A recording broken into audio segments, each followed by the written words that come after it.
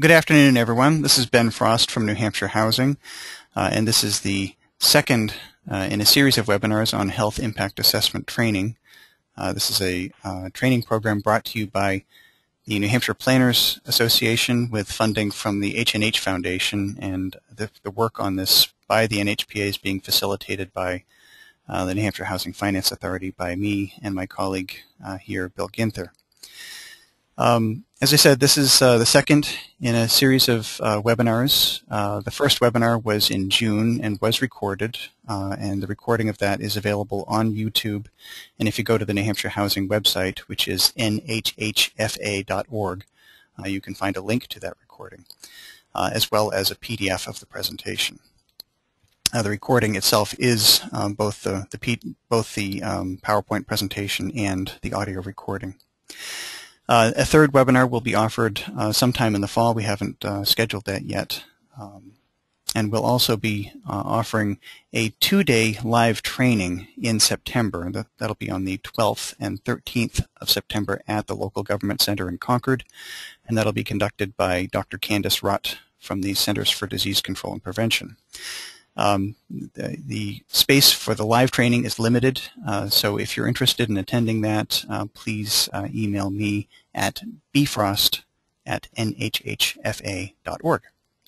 We'll be applying for certification maintenance for those of you who are members of the AICP, both for this and for the other webinars, and also for the live training.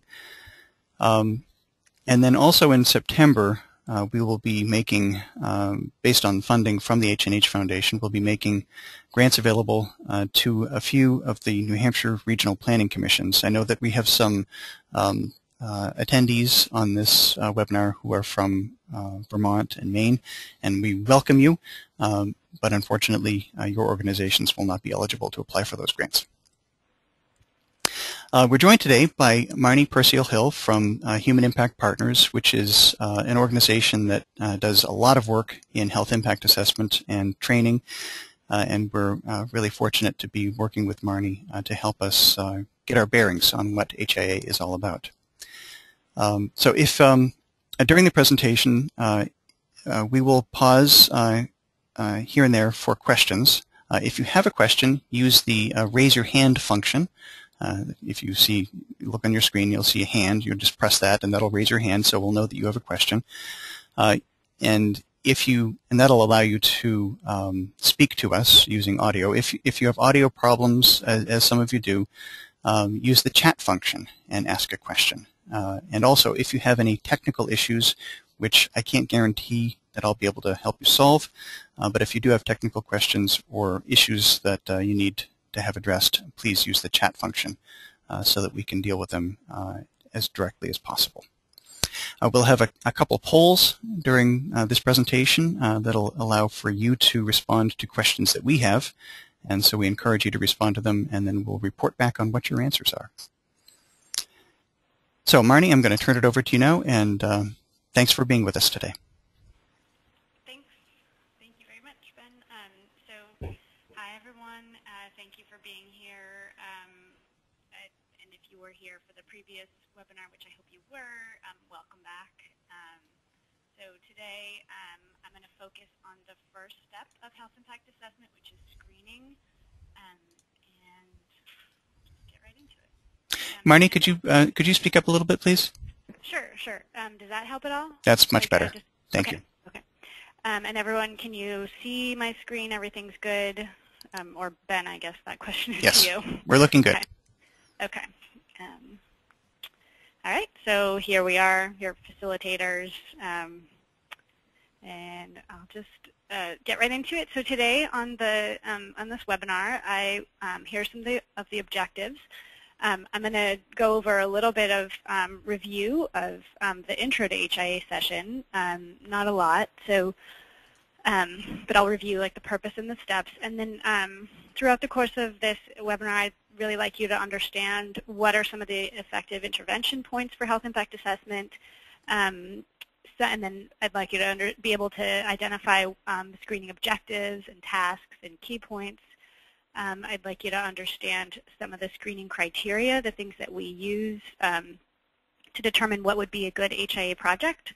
And I'd like you to be able to identify at the end of this appropriate targets for health impact assessment. So here's a little review. The reason why we use the health lens is because we feel like outcomes would be different if health were considered up front. You may be able to identify externalities or disparities, or you'd be able to promote designs that would benefit health. Health is a good frame to use because people can really they understand what health means. They're compelled by it, and it's a good measure of people's quality of life, and it's a value that people have. So really the purpose of health impact assessment, one of the primary purposes is to judge the health effects of a proposed project or policy. And then it's useful for highlighting health disparities. One of the most important things is that you actually make recommendations that try to improve the policy. You're trying to change the discourse around public decisions to focus on health and people's well-being. Can be used to engage and empower communities and build relationships across disciplines. And then collaboration is a really important part of the process. You're engaging a broad range of people that are affected by a policy. You're also accessing data and information. Different disciplines have different information and resources that they use, so this allows you to sort of cross those resources and mobilize that information. And then you're building people's capacity for advocacy using health to really promote the things that they'd like to have happen in their communities. So this was a slide that I kind of threw in. It's more of an intro slide, but I had an opportunity to bring it back. So HIA collaboration, it can happen in many forms, and so this is a table that just shows the different steps of the process and where people can plug into that process, where your collaborators could contribute. So during scoping, you could engage a broad range of people to help identify which issues you're going to study and help prioritize some of your research questions. And then during assessment, you can actually, people can help with doing the research. They can conduct surveys or interviews. You could actually have people ground truth data that you have. And then reporting, people could actually, contribute to the writing of reports. They could review your written materials, help with communications, and then during monitoring to really kind of continue to see whether or not the health impact assessment had any impact on the decision. So this was just sort of to sum up health impact assessment. So you're really asking the question, how does a proposed project, plan, or policy affect all of these social and environmental determinants of health? And then how does that lead to health outcomes? And then, the answers to that question are then fed into recommendations that are meant to improve a policy for health. So you've seen this slide before. It's all of the steps and what they involve. So today we're really just going to focus on this first step on screening, in which you're going to define the decision and the alternatives and determine the need and the value for HIA. Here are some potential projects that you could do. I think we probably saw this slide before as well. So you could you could conduct an HIA on a local, state, or national policy, and these are some of the policy areas that have been considered for health impact assessment. You could look at a development project, a housing development, or a mixed-use development. Transportation projects and plans are good targets, and also comprehensive or specific area plans, like guides for future development. Those are also potentials. So just before I get into the next part of the presentation, I'd like to do a little poll. So can you launch the poll, Ben? I don't see on my little handout, I don't see the. Yeah, the poll is now up. Okay. Can everybody see it? Let's see. Do you see what's happening with it?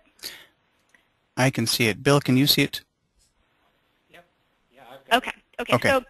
So here, this was just my attempt to get a feel for your sense of when the best time to conduct an HIA is. Are you conducting it before the decision about a proposal is made, after the decision about a proposal is made, or any time? Doesn't really matter when in the decision-making process. And actually, Ben, if you can handle the poll responses, actually, I don't think I can see them. Okay. Well, what we've got is 83% saying before the decision about a proposal is made. No one is saying after. And 17% say anytime during or after the decision-making process. Okay. So, and have you, great. So I'll just reflect upon those responses. It's great. Before the decision about a proposal is made is really the best and the right response here. And then there are times when HIAs have been conducted retrospectively, but if that is the case, then we like that to be still informing a future decision. So, if you're looking back at a policy or a decision that was made, you're really intending to use that for your predictions or something to inform a future policy. So there are exceptions, but still focused towards the future to really inform decision makers is the timing that we like to have with health impact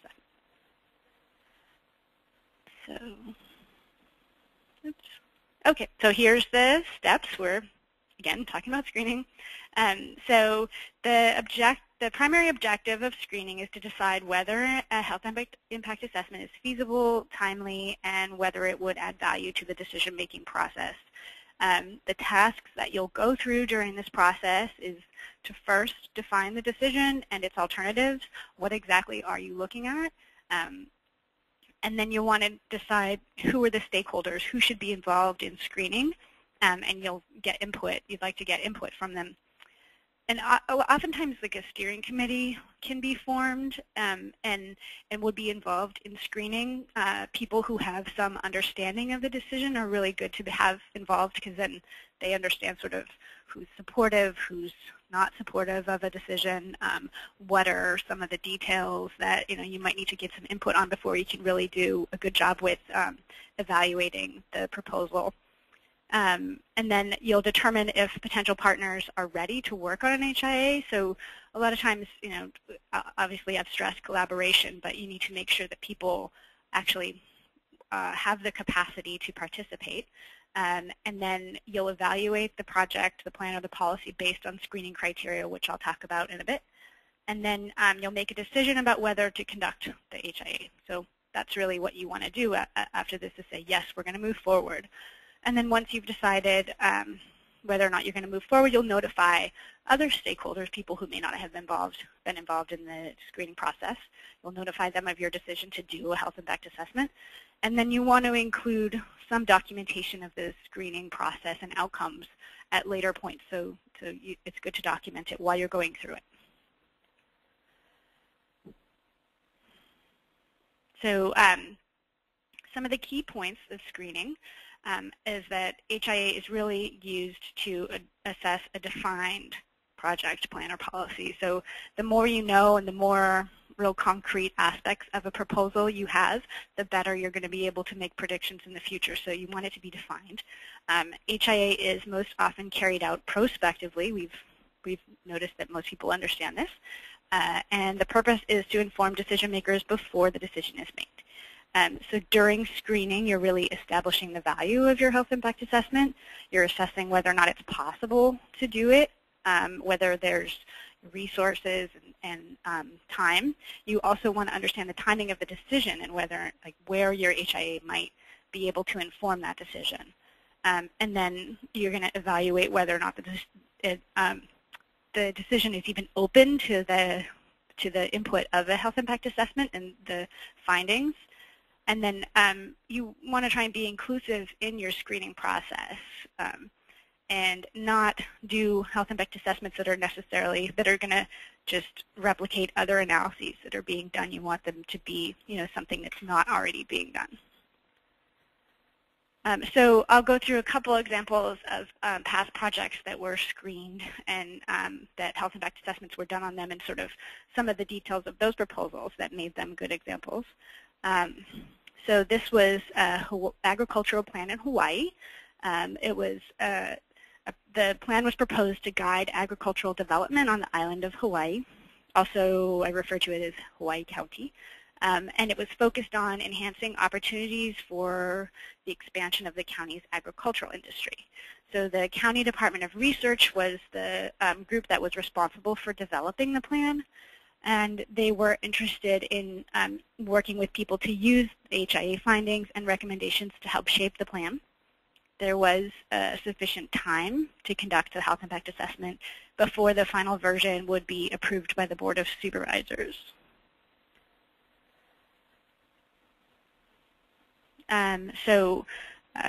Here's some other details. So the effects of agricultural expansion on the island's economy would potentially be significant. So it had the potential to really impact what was happening with agriculture. Hawaii County is the site of 63% of the farmland and 40% of the existing farm employment, despite the fact that the state of Hawaii imports 85 to 90% of its food. So there were some potential impacts that were identified in the screening process, so food security, economic stability, worker safety, and environmental impacts. And there were stakeholders who were interested and also had the capacity to work on the HIA, and they developed a plan for engaging diverse stakeholders. And health was not already being discussed as part of the agricultural plan. Economic impacts and increases in local food production were a focus, but not health. So here's another example. This is some proposed changes to a vacant property ordinance in Chicago. So this ordinance would broaden the definition of property owners to include banks. So this is sort of in the context of the foreclosure crisis and what it was really doing to neighborhoods. And so they wanted to change this ordinance to try to improve neighborhoods, and also would facilitate reimbursements to the city for maintenance of the properties that were sitting vacant. So the changes to the ordinance were proposed. There was going to be 6 months before the City Council would vote on the proposal, so there was time to conduct the health impact assessment. The decision wasn't yet made, and there was time. So it also had the potential to affect environmental or social determinants of health. These were some of the impacts, like violence, crime, safety, social cohesion, employment, and public services. These were identified. Some of the health impacts, or the health impacts were not thought to be considered without the HIA. And it was thought that decision makers would actually use the findings. People actually had a stake in the decision. It was of concern to the public, so there was some potential for people to really use the findings and in order to sort of change the debate around the decision. Data and literature were available to do the assessment, and there were stakeholders that were interested in participating in the HIA. So now I'm going to step through some examples of reasons. Actually, let me stop just to see if there are any questions so far. We'll have another point to stop to. But as far as I can see, there are no questions at this time. So I'm going to go through a couple of... Okay, thanks. So now I'm going to walk through just a couple examples of projects that it was decided not to conduct a health impact assessment of. So look, I've got. So this is this project idea. Oops, let me go back. was a school district wanted to better understand the health impacts of a recent resiting of its elementary school. And so this example, and why not to do a health impact assessment in this example, is that this HIA would not actually inform a proposed decision. So there wasn't a decision to influence because the school had already decided where to do it. So it really wouldn't have, the health impact assessment really wouldn't have changed anything in this situation.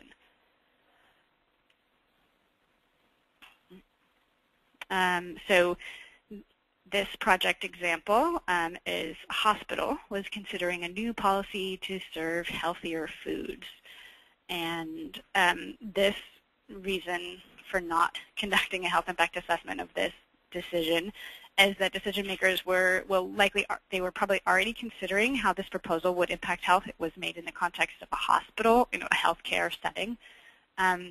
So it's less likely that the HIA would provide any new information or insight on previously unrecognized health issues. I mean, people already kind of know that healthy foods in this case are contributing to healthy eating.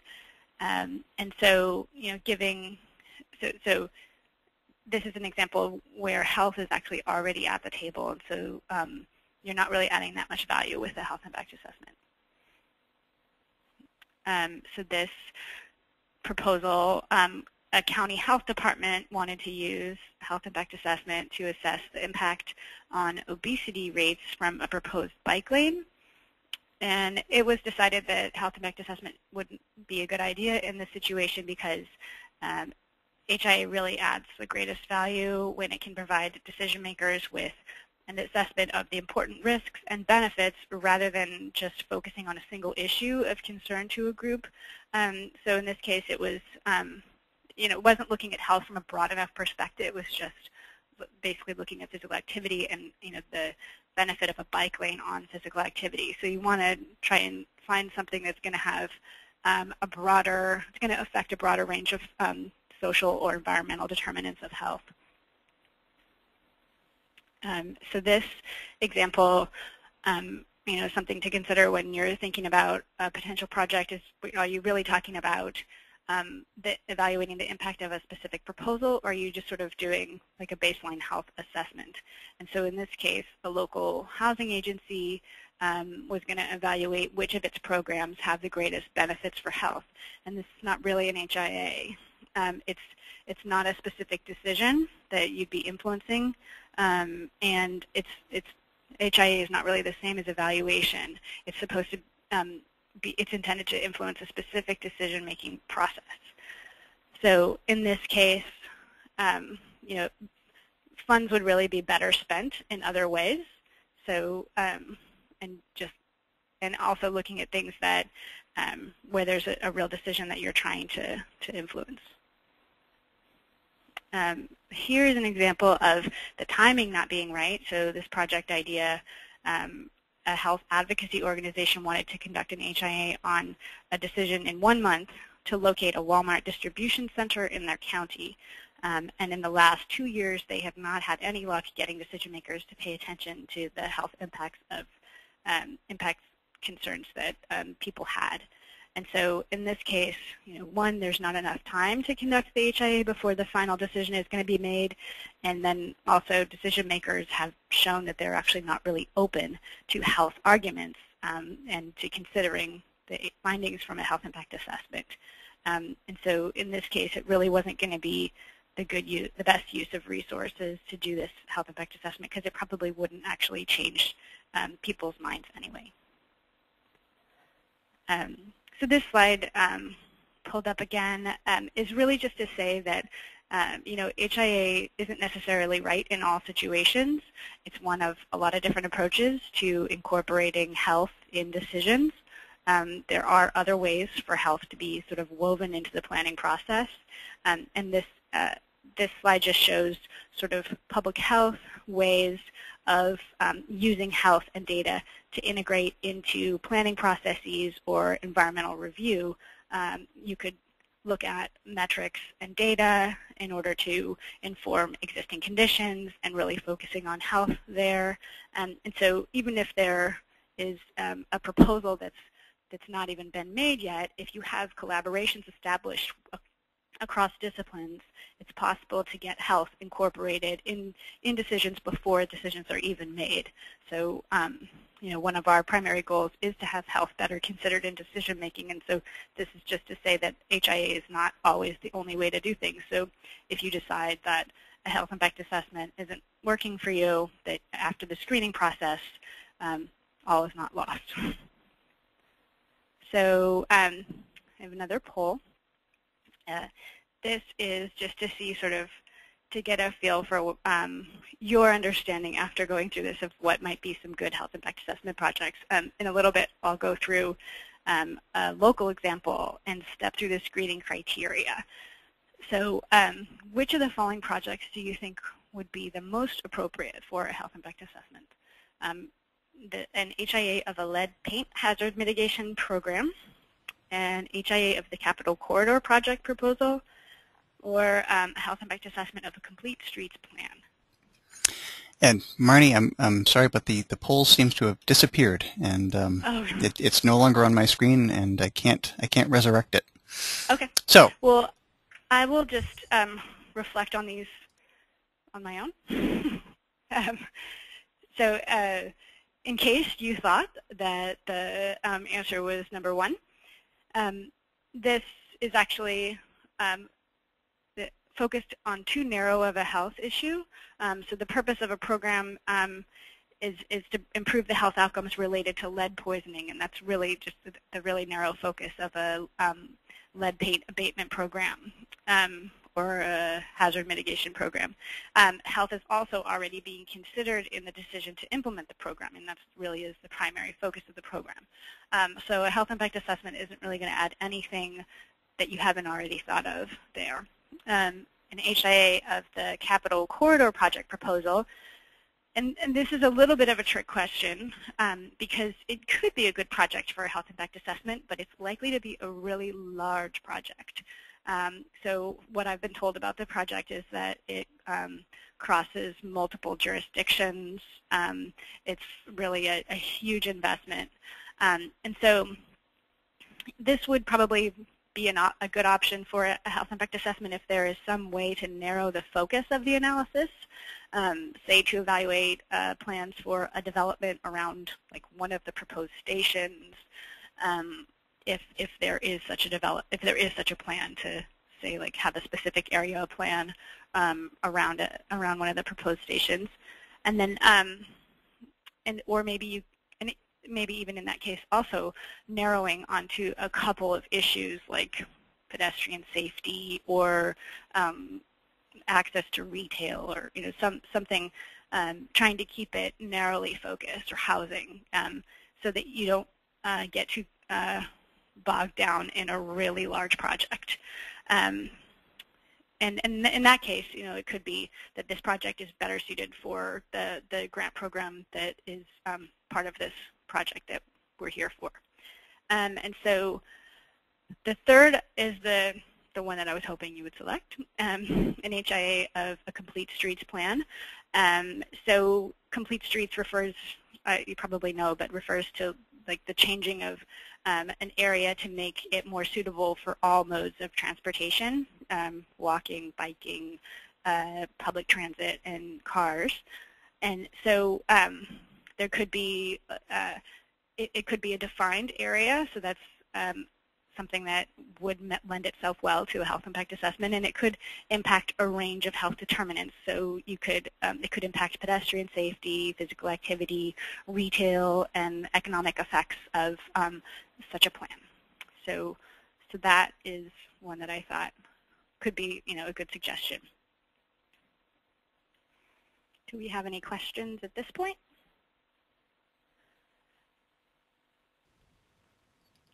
No questions, okay. Although I have a couple. Oh yeah, well, yeah. Go ahead. Well, actually, on one of your slides, Marnie, you indicated that there might be circumstances in which to do an HIA after the fact. And I think it was on the slide with the stopwatch on it, and it said HIA is most often carried out prospectively, which suggests that sometimes it's after the fact. In your experience, what are the circumstances that would suggest that an NHA would be appropriate after a decision has been made or after a project has been done? Well, I think I talked also about doing a health impact assessment retrospectively, but still to inform a future decision. So suppose a decision was made and you actually can use that, the effects of that decision to make predictions about how things might change in the future. So then, to sort of consider that as the basis for a future proposal, and you want to say how that future proposal would change the existing conditions for health in an area. So that was one way. And then actually the health impact assessment that was done on the budget in New Hampshire, I thought is sort of another example, because so in the case where the timing of a proposal is, or the decision just keeps changing, and so you can't really, you don't have a real concrete and fixed decision point to inform. In that case, they ended up informing, sort of thinking about past decisions and using those past decisions to sort of say what might likely happen in the future and making some predictions about ideas about what might happen in the future. So they weren't really informing a decision that was up for debate, but they were informing a decision that they thought could be made someday. So those are just sort of, as I said, there's sort of exceptions at times to rules, and decisions are often changing, and so you have to sort of figure out the best way to inform a decision-making process as best you can. Does that help answer the question? It does, thanks. And okay. Another question I had has to do with one of your why not to do an HIA, your example 5, the Walmart distribution center. And among planners, mentioning Walmart is oftentimes inflammatory because of the impacts that they're seen as having on communities. Here, the points you were making were that it was unlikely to have an impact anyway because the decision was already in the can, but also that there wasn't enough time. How much time would you need to do something like this? And recognizing that HIAs, they seem to be very specific to the circumstances surrounding whatever it is, the policy or the policy or the project. But here, what kinds of things would you need to be considering in doing an HIA? Well, I think it's true that it is really specific to the circumstances. But I think it's possible to do, it would be possible to do a rapid process, maybe that's focusing on a couple different issue areas in, say, 2 to 3 months. In this case, the decision was only, was coming up in 1 month, and the combination of that factor with the fact of that there wasn't really a whole lot of openness to the input, sort of made it not a great example. But I think if, one of those factors was not present, that you felt like you actually could make an impact, then I think it's something that could be done in 2 to 3 months, maybe just focusing on sort of some more narrow issues, like maybe, I don't know, worker health, or job-related health impacts, or truck traffic, or just sort of trying to keep it focused so that you're not trying to do too much in a short amount of time. Does that answer the question? It does. And actually now we have a couple of questions from participants. One is a statement from Jim Fisher. Hello, Jim. And he says, I would be reluctant to submit a complete streets plan to an HIA. The committee, assuming this is the committee, assuming means the committee that's working on the Complete Streets Plan, would rather have taken this into account before they put their time into completing the plan. I wonder if you could reflect on that. Okay. So. And this is, I think, in response to the poll with Yeah. Complete Streets.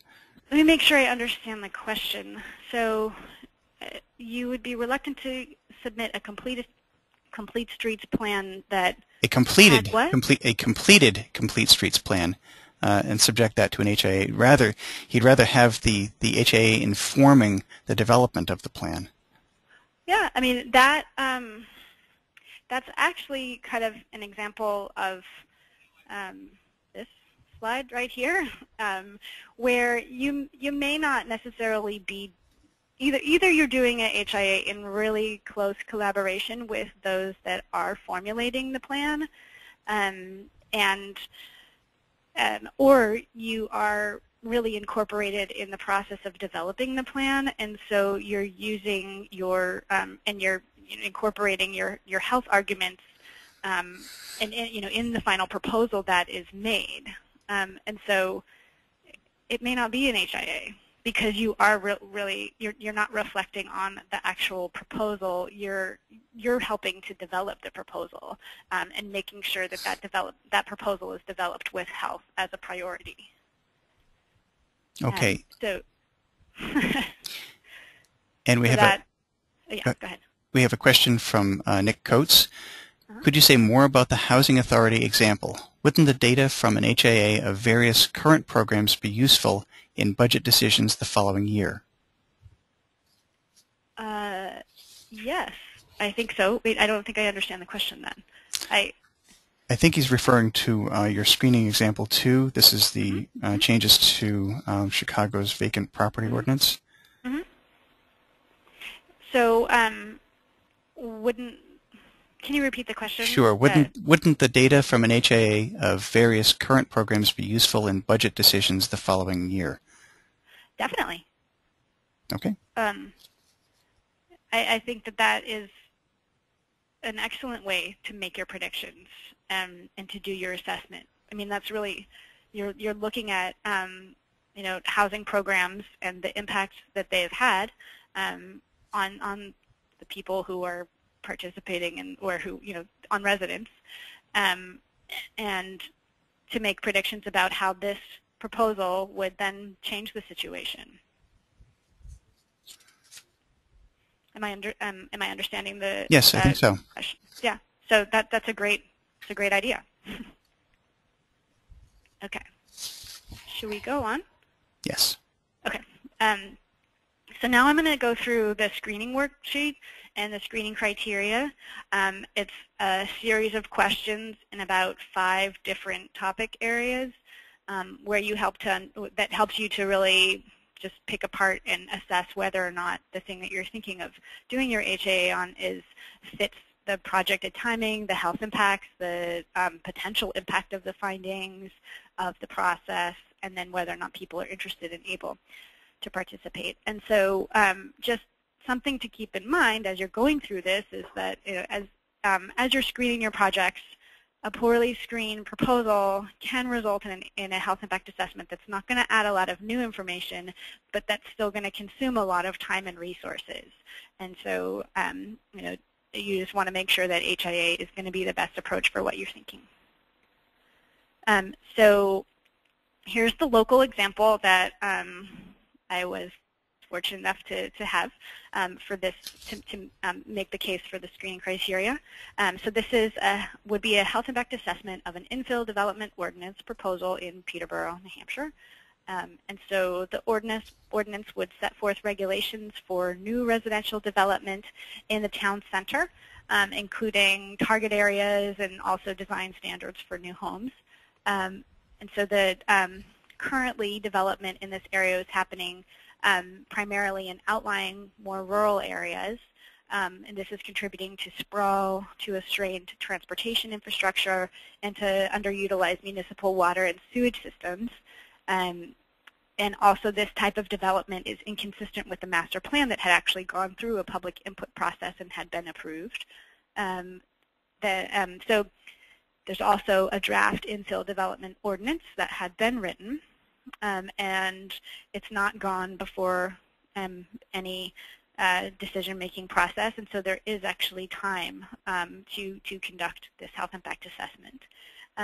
And you could actually, thinking about the actual decision and the alternatives that you could conduct the HIA on, you could compare two different scenarios, say the existing type of development versus infill development, and what would be the changes to health and health determinants from those two different types of development. So now I'll just step through the screening criteria for with this project in mind. So has the project plan or policy been proposed? A draft had been written, so yes, and it's not actually been put forth before a decision-making body yet, but there is something concrete about some sort of proposal that's concrete enough that you could actually make predictions about it. A final decision had not been made about whether to adopt the proposal, and there could be sufficient time, assuming that it's thought that the proposal would actually eventually go before some decision-making body. Is there anything you want to add about the proposal to Ben? And I'll just say that at any time during this, if you have some input in relation to these questions, feel free to offer it. Well, I guess the one thing I would add is that this is a proposal that was submitted to New Hampshire Housing as a grant application for the Community Planning Grant Program. So that's how we became aware of it. And in reviewing the application, which was funded, it was clear that health was not a consideration that had been included in the factors that they were looking at. So it seemed like a prime example of something that could be eligible for HIA work. Mm-hmm. Yeah, and I think I'll get to one of the criteria that talks about that too. So in this case, does the decision have the potential to affect environmental or social determinants of health that impact health outcomes? So yes, I think that some of the determinants that could be affected would be, say, like affordable housing, could be walkability, physical activity, closer access to resources, even like pedestrian safety or bicycle safety, greenhouse gas emissions. There's like a lot of different things that could potentially be affected. Feel free to offer any more that I haven't mentioned. Health inequalities could be impacted as well, given that affordable housing could be included as part of the ordinance, or it could be a priority for putting forth regulations to develop in this way. And you'd have to look a little bit at where people are settling and sort of the different sort of disaggregate the data in such a way that you can see sort of how different populations might be disproportionately affected by either the way that things are being conducted now or potential future development in this way. It is likely to affect a good number of people, especially going forward into the future. And there is evidence, expertise, and research methods do exist to analyze these health impacts. I know that there's been a lot written about sprawl and the health effects of sprawl, both on climate change, also walkability and physical activity, and so there's definitely resources that you can go to for your literature review and for your impact predictions. And Marnie, I guess where I would chime in as a planner, there's having the literature review available is helpful, but then coming up with the specific measures is, I think, probably the most difficult thing for planners, and that's, I think, probably very important whenever someone is engaged in or thinking about an HIA, to involve people who have that expertise.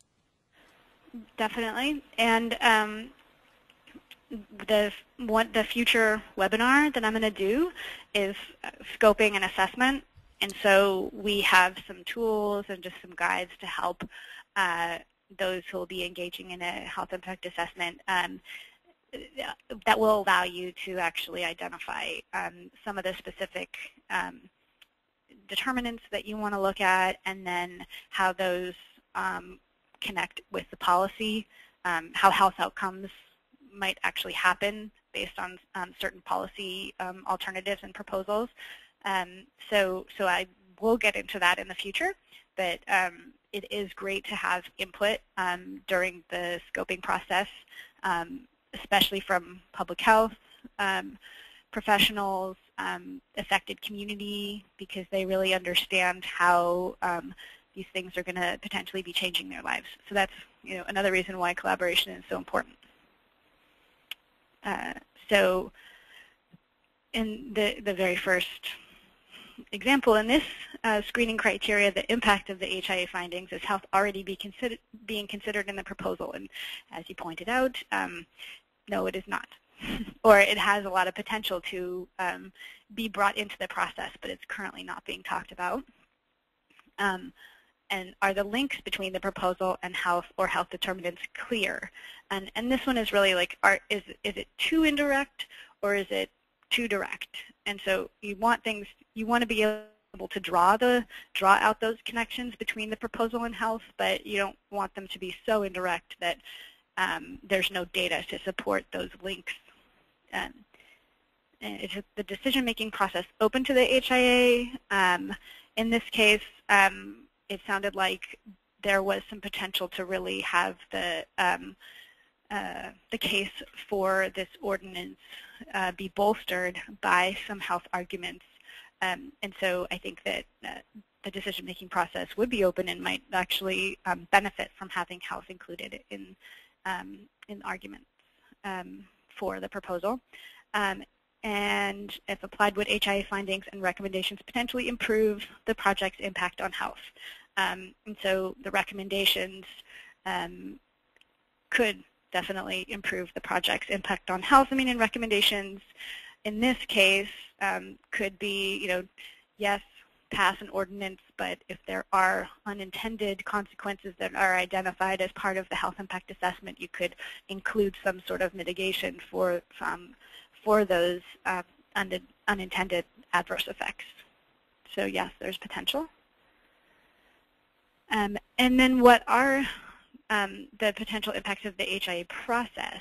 So as you engage in this, is there potential to build relationships with other stakeholders, either other agencies, or to engage community members that so far had not been participating in these types of discussions, or just to demonstrate overall how health can be used in decision making?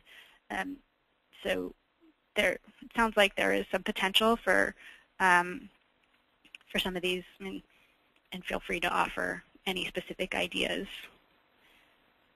in relation to the process of a health impact assessment in this context. Okay, so I'm not sure actually with this proposal if public concerns about the health impacts of the decision have they been voiced or documented?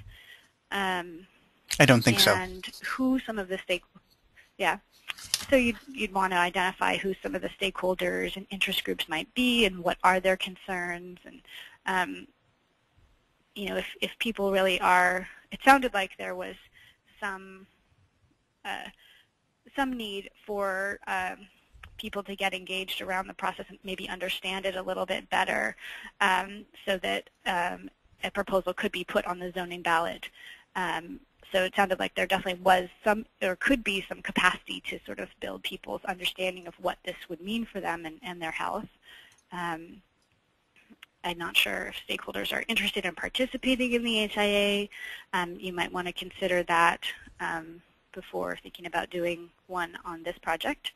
And then do stakeholders have the capacity to participate in the HIA? You don't necessarily want to be the sole proponent and not really have any support for this, because then you're not really the process of doing the health impact assessment isn't this previous the impact of the process might not be as much if people aren't as interested in participating in it. And then would stakeholders use the health impact assessment to inform or influence the decision-making process? And if so, how? So these are some. Oh, and then this one is more just so you can sort of think forward and be strategic about the things that you look at. So by thinking about what some of the challenges to HIA findings might be, you might really decide to focus on certain issue areas so that you can make the case and try it to inform people's opinions about those particular aspects of the proposal or the health impact assessment. And so at the end of the screening process, you have some things that you have some outputs. So you'll have a description of the proposal that's going to be the focus of the HIA, including the decision timeline and the points where you think the HIA will be used. So when you'll want to have your HIA completed by, so that you can actually inform the decision. You'll want to have a list of the stakeholders that are involved in the screening process and a statement of why the proposal was selected, including like what are some of the potential impacts on health and health inequities, some expected resources that you think will be required to conduct the HIA, and a description of the decisions, political context, and what are some of the opportunities to influence decision making. And then an explanation of how the HIA proposal is screened, that all of this information would then be put into your final report so that people understand sort of why you chose to do this. So here are then some screening resources, and before I take questions, I'll just go to the last poll, because this is really just to see whether or not you have other ideas for an HIA project that you would like to discuss with us. So not really necessary to do a poll. I just wanted to have this prompt to get people to share any ideas, and we can actually, like, if you want, go through the screening criteria again with this and answer some of the questions with the criteria in mind. And so people should feel free to either raise your hand and I can unmute you, or to type in a question. Meantime, I do have another question from James Tassie, which, and I think I have pronunciation right there, seems to fit well within the idea of screening outputs. And he asks, do HIAs include an assessment of the economic effects of possible impacts on health? For example, if you make a downtown more walkable and people do walk and get healthier, do the economic benefits of those health improvements, such as lower care costs and healthier workforce, get factored into the report? Health does not exist in a vacuum, and changes in health have additional impacts. Are the economic impacts of health changes part of the HIA report? I think it definitely can be, and I think that that's a great, if you have the ability and the capacity to go to that level of analysis, that could be very strategic, especially given, people to be able to weigh, if you can get out to health outcomes and then the actual cost of those health outcomes could really be very influential in helping people to see that, health has costs, and so, making these changes to a proposal to improve health is actually going to save you money in the long run. So that can be a really great. It's not, a lot of HIA practitioners don't necessarily have the expertise to take things out to that level. It's sort of another level of investment, both in resources and skills. So if you can, go for it.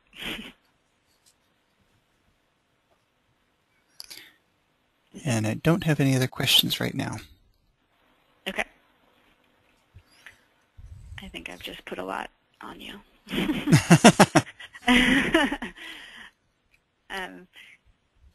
Let me see. Oh, and then I do have, so just this, I'll leave up this slide in case people think of things that they want to ask. So the next steps in the timeline for Human Impact Partners work and the grant program. So as Ben mentioned, you'll have the training in September, and then a conference call we'll have to discuss the any questions about HIA and the grant program, and the deadline is going to be in October. Somewhere following that will be grant awards announced. Then we'll give another webinar, probably about in December. We will schedule that. And then people will complete the steps of the HIA process. And as you're going through that process, we'll also have I will also be giving office hours and then direct technical assistance to people. So you'll have some help actually going through the process of completing your health impact assessment.